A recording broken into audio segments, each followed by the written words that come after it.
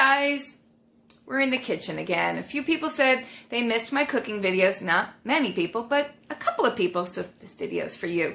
So today I'm going to make chili and blackberry crisp.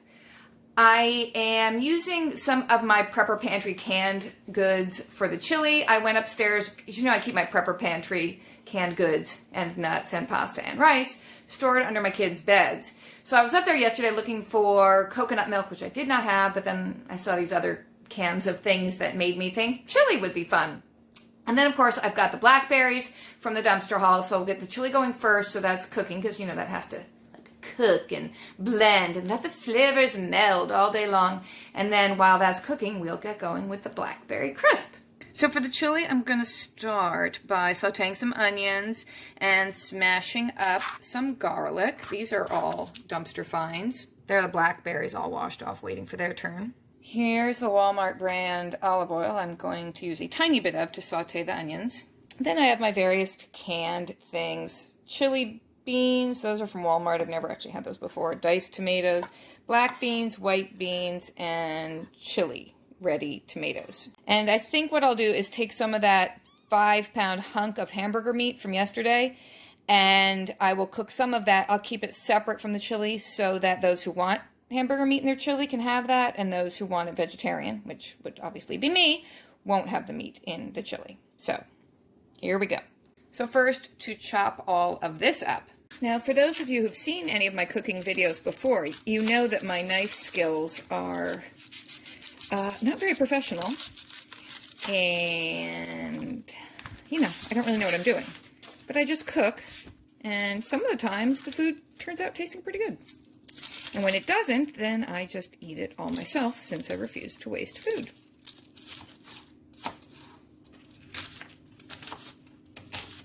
All right, there we go. They're not exactly what I would call finely diced, but the onion fumes are really hurting my eyes and making me cry. So I'm done chopping. I was leaning as far away from the onions as I could. It was very awkward. So leave your comments below with all your tips of how to chop onions without making yourself cry. All right, there's my good old pot with some olive oil in it. I know it's looking kind of beat up. We'll slide the onions in. I was heating up the oil, but I'm going to turn it down a little bit so these saute on a low temperature so I don't burn them like I might have done in the past. And now for the garlic. I guess we'll go with maybe 4 cloves. All right, there's my garlic. I'm going to chop it first, and then I'm going to try to smash it with the side of the blade of the knife, because apparently you want it smashed in order for it to release whatever it has in it that's supposed to be so incredibly good for you. Garlic's really good for you. I think it prevents stomach cancer. But you got to smash it. That's what someone told me, and I chose to believe it.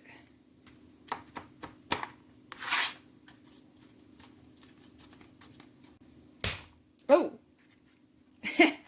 Just shot out. A whole bunch of them just shot out the back. Come back, little pieces of garlic. How are you supposed to do that without them shooting out all over the place? It always looks so easy on Food Network when they're doing it. Well, you all go ahead and crush your garlic. Mine's going into the pot like this. In with the sweaty onions. Okay, those can cook up a little bit while we open up all those cans. Now, I will remind you all that, of course, it is much more frugal to buy dry beans and easier to store them. They take up less space. I don't know why I have all these canned beans. I seem to have picked up a lot of them. It's more convenient, obviously, and easier, but not as frugal. You're paying for the convenience. And not that I am any expert prepper. I am not.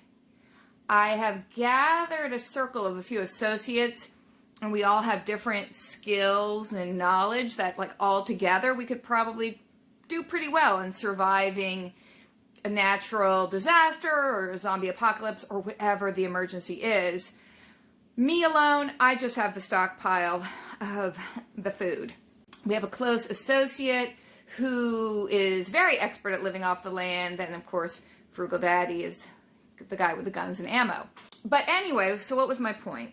What was my point? Oh, but one thing, in terms of stocking up food for your emergency that you're prepping for, as well as first aid supplies, which I have to remind myself, get some more first aid supplies.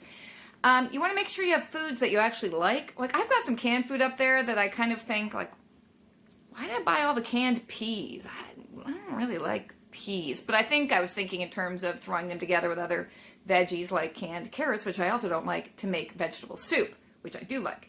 And you also want to remember to have spices and salt and pepper and like vanilla extract, stuff like that, because when you're, you know, coming up with these concoctions in a case of emergency, I mean, for example, this chili wouldn't be that great if I didn't have a brand new container of chili powder that I just got yesterday from Dollar Tree. So remember your spices and your flavorings and your little extras if you can. Rightio, so, oh, I just spilled it.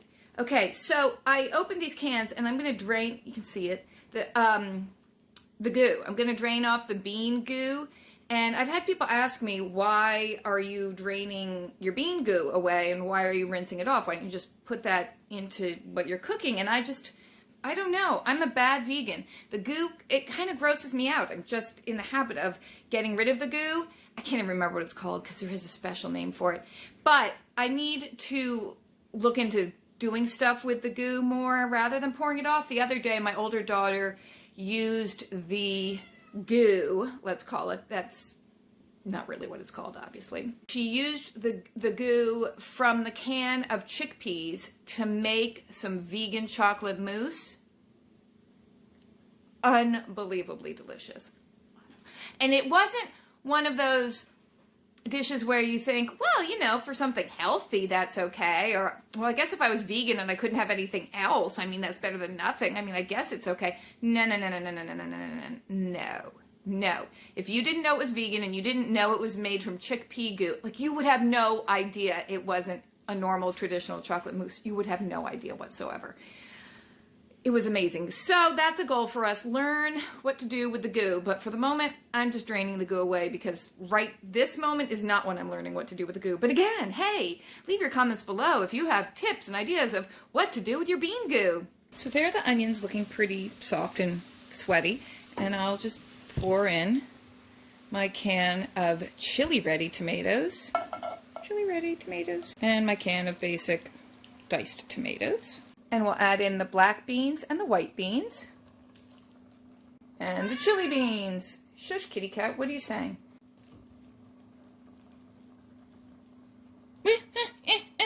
Look, they won't come out. I know your kidney beans are your traditional chili bean, but personally, I like to make a 3-bean chili. I find it just more interesting and exciting. I'm going to let this just simmer on low for a very long time, and I'll add some spices in later. I think I remember seeing on some kind of chili cook-off show somebody saying that the key to the fab chili was adding the spices in towards the end. And I've always found that you actually have to add in a ton more chili powder than you thought you were going to have to add in. I think this needs more tomatoes too, because that looks very beany and not quite tomatoey enough. So I'm going to put in another can of tomatoes. Okay, there we go, another can of tomatoes. The cats are all meowing because when I opened the can, they all heard that can opener noise and they got all excited. But it's kind of weird because I really don't ever give them canned cat food that requires the can opener. So do they just know about it? They just know that noise? It's a Jungian thing that they just recognize it when they hear it? Oh, hush you all. And now for the Blackberry crisp. I had to Google crumble, cobbler, and crisp to find out what it was I really wanted to do, and it was crisp.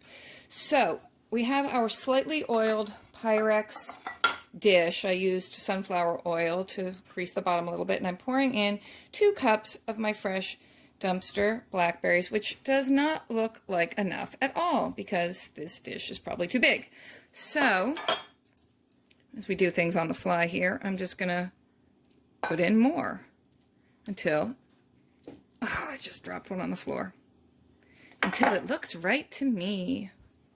Then in this little bowl, We're going to combine 2 tablespoons of sugar, and I am using maple sugar because I think it will add an interesting depth of flavor, and I think it's healthier for you than regular refined cane sugar. And I know there are those of you who are going to tell me that they're exactly the same. I'm a chemist, I've been a food chemist for 35 years, and cane sugar and maple sugar are exactly the same thing, and they're both equally bad for you. Well, I choose not to believe that. I fly in the face of science and say, this has to be better for you. It's from a maple tree. So, anyway, let me live in my delusional little world a little longer. 2 tablespoons of the maple sugar. 1 teaspoon of cornstarch. For someone who really doesn't like Walmart, I seem to have a lot of Walmart brand stuff, don't I? Cornstarch. Then 1.5 teaspoons of water and 1/2 teaspoon of lemon juice. Yes, it's a dumpster lemon. Yes, I'm just going to squeeze it right into the bowl. Oh, the seeds are flying everywhere. All right, that's about 1/2 teaspoon or more, don't you think?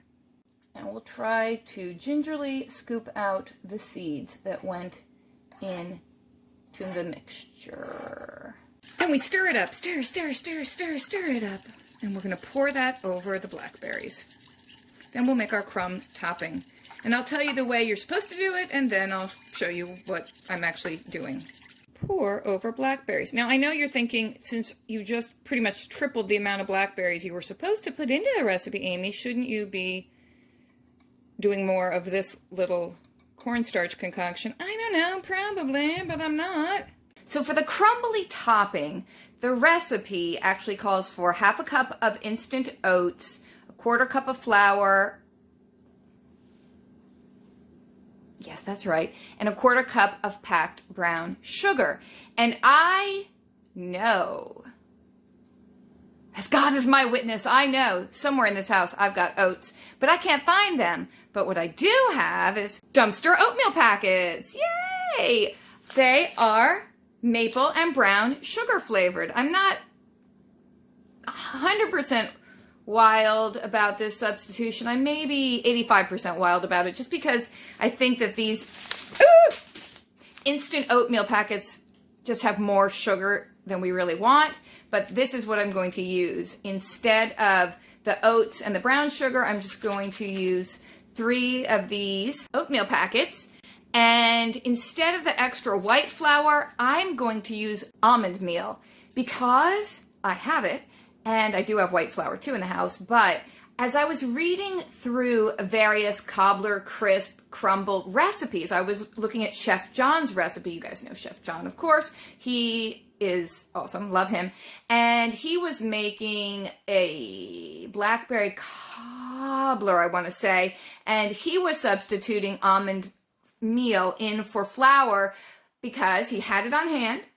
We like that kind of improvisation. And he said that there's just something about almonds and blackberries. They go together. So if Chef John says they go together, then Frugal Mommy is going to agree and say they go together. So that's how we're going to make our little crumbly topping. You're also supposed to add 1/2 teaspoon of cinnamon, and you're going to cut 1/4 cup of cold butter into this, to make this crumbly topping. I don't have butter, and also, well, I want to keep it vegan, so I'm just going to use my Earth Balance vegan spread.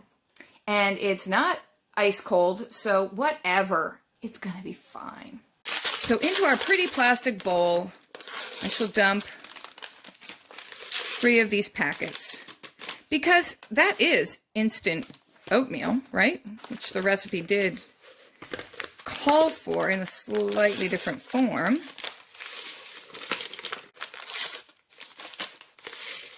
And we'll add some of our almond meal. Yes, I bought this. I paid real human money, as I like to call it, for this at Trader Joe's, which is my current happy place. Wegmans used to be my happy place. That was a long time ago, but now Trader Joe's is my happy place. I mean, obviously every dumpster is a happy place as well, but I just love Trader Joe's. What can I tell you? So we're just gonna pour some almond meal in, measuring carefully. Stir it around with our sanitized, sterilized, surgery-ready hand. We'll sprinkle in our cinnamon. Then we'll cut in some of our Earth Balance organic whipped buttery spread, which is non-GMO and vegan, made from 78% vegetable oil. Vegetable oil is what I was trying to say there. Isn't that pretty? Okay. Actually, it is pretty cold. I did take it out of the fridge not that long ago. So that's how we're going to make our little crumbly topping. And I have I'm just going to mush this together with my fingers. We have the oven preheated to 350. So just get it all mixed together so you have that crumbly topping texture. It's all kind of stuck to my hand. All right, I'm going to sprinkle that on top. Did I say the oven was at 350? That was such a lie, and I'm glad you caught me on that. Thank you, those of you who shouted out, no, it's 375. Yeah, you're right, 375. And then we're going to bake this uncovered for 20 to 25 minutes. No one said that, you weirdo. Did you all hear my daughter just say that? She called me a weirdo. That is so rude. Disrespectful. Someone needs to learn how to honor thy mother and father. Especially when someone has a birthday coming up and I'm the one who pushed her ginormous baby head out of my parts after 36 hours. Doesn't that look good? All right, it's going in the oven. And let's take a look at that beautiful chili. I'm going to add a whole bunch of chili powder now. Maybe it's just me losing the ability to taste things as I'm aging so rapidly. See, I put a lot in. But to me, it just doesn't taste like chili if you just do a sprinkle. You really have to put a lot of chili powder in. I put a little bit of cayenne pepper in it too, but not much because the younger kids will not eat it if it's too spicy hot. And of course, we have dumpster cheese, dumpster sour cream to go with this. We have all sorts of bready things. I mean, it would be nice to make cornbread to go with it, but obviously I'm not going to do that because I've got dumpster dinner rolls and French baguettes and Italian bread, all sorts of fabulous breads that one could toast up to have on the side with one's chili. Daddy, you want to try some of the chili? I would love to. Look how sad he is. You're going to make our boy get... Look at him. No, Mommy, no. No. No, Mommy. Yeah, you can go back to napping with him after you try the chili. He's got a snout in your eye. Here. This is what... No, let him roll. How could anyone get up from that? Here's Frugal Daddy's chili with meat and a dollop of ice cream. Ha! Just kidding, it's sour cream. All right, there you go. Here's my chili, which is just vegetarian. Ooh. Take 15. It's time for the 4th annual Frugal Family Homestead Hot Chili Cook-Off. Which, no, I made that up. We've never done that before. Cheers. Don't get your non-veganishness on me. Ishness. Mmm. Mm. That's pretty good. Oh, hot. Very good. You're not even like a huge chili fan, I know. Mm-hmm. But you love that, don't ya? Is there meat in here? Didn't I just say his had meat and sour cream? Yes, honey. I didn't hear the meat part. Yours is the, we'll see that giant chunk of meat? Ooh, meat. Chunk o' meat? Did you make that meat? Not from... Yes, I went to the lab and I synthesized from a fake cow flesh. Yes. It's dumpster hamburger meat. Remember that huge package of hamburger meat we got the other day that was over 5 pounds? You did something to it. That is amazing. Because I'm such a good cook. What did you do? Cooked it. Oh, I don't and that's know. It. You didn't put anything in it. Oh, a Is little there onion powder, a little adobo seasoning, garlic. Not much. Most of the seasoning's in the chili. So when I said, did you do anything to it? I cooked it.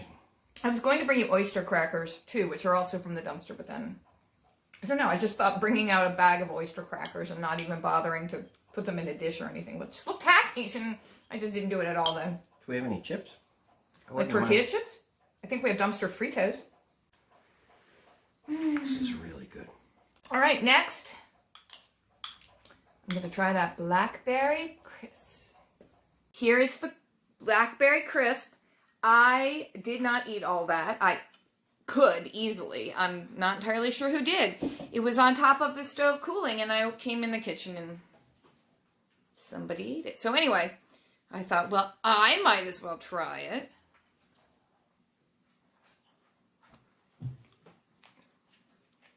Mm-hmm.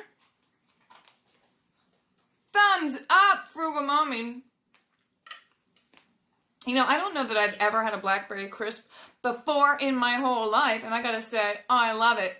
And using that packaged oatmeal, those instant packets for the topping, very delish. Yes. Oh, and I guess with the almond meal too, right? That's what I put in there, so that's... Yes. Yum. That's really good. Wow. A new thing we can all make. Yay. So let me leave you with that sentiment of, I'm going to go polish this off in the other room. Thank you all for watching. This is Cooking with Dumpster Food. Until we dive again, you stay you. Because you're the best you there is. And that's the way I love you. Stay safe, stay sane, stay out of jail, stay in the dumpster. Stay frugal.